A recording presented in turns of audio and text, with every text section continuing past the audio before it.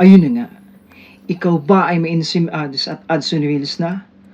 Para sa'yo ang video na ito. Kaya tapusin nyo, i-like, i-share para maraming makaalam. May nagtanong sa akin, bawal daw bang manood yung mga kasama natin sa bahay? It could be yung pamilya natin, mga kaibigan natin, na manood sa mga videos natin na may ads na sa kadahilan ng iisa tayo ng wifi na ginagamit. Ako naman ayoko po talagang magbigay ng sarili ko pong opinyon. Kaya minabuti ko po itong itanong kay Meta para po mabigyan tayo ng tamang kasagutan. Dahil ako rin po ay hindi rin po talaga sigurado kung okay lang po ba talaga yun. At ito po yung katanungan ko sa kanila.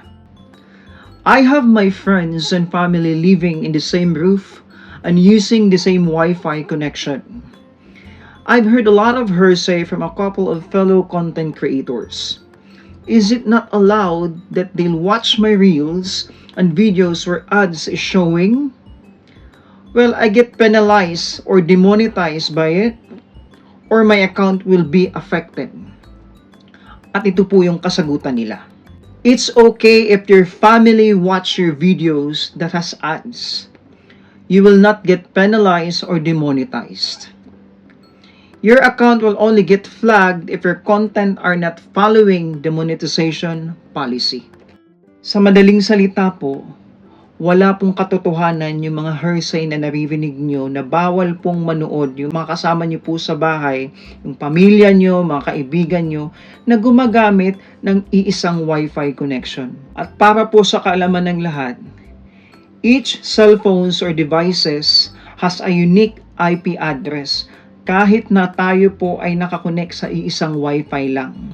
Kahit ilang cellphones pa yung gumagamit at iisang Wi-Fi lang po ang ginagamit nating lahat, wala pong problema iyon. Kaya i-encourage nyo ang pamilya nyo o mga kaibigan nyo, kahit nakakonect kayo sa iisang Wi-Fi lang, na panoorin yung mga content nyo at huwag skip yung ads. Tulong na rin po nila sa inyo yun. Kaya paalala, huwag po tayo basta-basta naniniwala sa mga hearsay lang. Tayo rin po mismo talaga gagawa tayo ng sariling research natin kung tama ba talaga yung narinig natin.